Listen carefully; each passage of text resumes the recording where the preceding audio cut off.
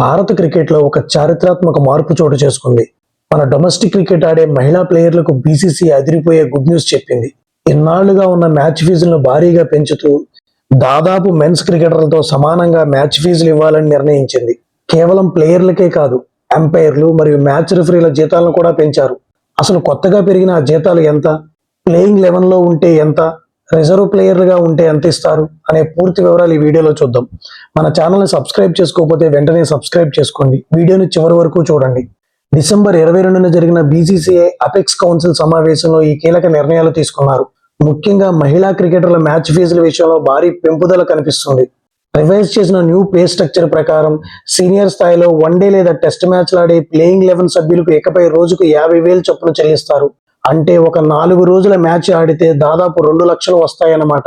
ఇక తుది జట్టులో లేకుండా బెంచ్ మీద ఉండే ప్లేయర్లకు మ్యాచ్కు 25,000 చెల్లిస్తారు.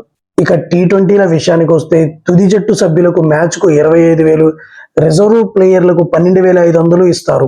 ఇంతకు ముందు సీనియర్ ఉమెన్ ప్లేయర్లకు రోజు కేవలం 20,000 మాత్రమే వచ్చేవి. బెంచ్ ప్లేయర్లకు 10,000 ఉండేది. ఇప్పుడు అది డబుల్ కంటే ఎక్కువ అయింది.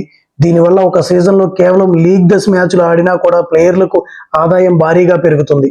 కేవలం సీనియర్లే కాదు, జూనియర్ క్రికెటర్లకు కూడా పండగే. జూనియర్ టోర్నమెంట్లు ఆడే ప్లేయింగ్ 11 సభ్యులకు రోజుకు 25,000 మరియు రిజర్వ్ ప్లేయర్లకు 12,500 ఇస్తారు. జూనియర్ టీ20 మ్యాచ్లకు అయితే తుది జట్టు సభ్యులకు 12,500, నాన్ ప్లేయింగ్ సభ్యులకు 6,250 రూపాయలుగా నిర్ణయించారు. గ్రౌండ్ లో ఉండే ప్లేయర్లకే కాదు, మ్యాచ్లు నడిపించే ఎంపైర్లకు మరియు మ్యాచ్ రెఫరీలకు కూడా బీసీసీఐ జీతాలు పెంచింది. ఎంపైర్స్ కమిటీ సిఫార్సుల మేరకు డొమెస్టిక్ లీగ్ మ్యాచ్ల్లో ఎంపైరింగ్ చేసే వారికి రోజుకు 40,000గా ఫిక్స్ చేశారు. అదే నాకౌట్ మ్యాచ్లు అయితే ఆ మ్యాచ్ స్థాయిని బట్టి రోజుకి 50,000 నుంచి 60,000 వరకు చెల్లించనున్నారు. దేశంలో 79 మంది మ్యాచ్ రెఫరీలకు కూడా ఇదే సేమ్ పే స్ట్రక్చర్ వర్తిస్తుంది. దీనివల్ల అధికారుల్లో కూడా పనితీరు మెరుగవుతుందని బీసీసీఐ భావిస్తుంది. మొత్తానికి చూసుకుంటే బీసీసీఐ తీసుకున్న ఈ నిర్ణయం వల్ల మహిళా క్రికెట్ వైపు వచ్చే యువతుల సంఖ్య పెరుగుతుంది మరియు వాళ్లకు ఆర్థిక భద్రత కూడా దొరుకుతుంది. ఈ నిర్ణయంపై మీ అభిప్రాయం ఏంటో కింద కామెంట్ చేయండి. ఈ వీడియో నచ్చితే లైక్ చేయండి, మీ ఫ్రెండ్స్తో షేర్ చేయండి. మరిన్ని క్రికెట్ అప్డేట్స్ కోసం మన ఛానల్ని సబ్స్క్రైబ్ చేసుకోండి. జై హింద్.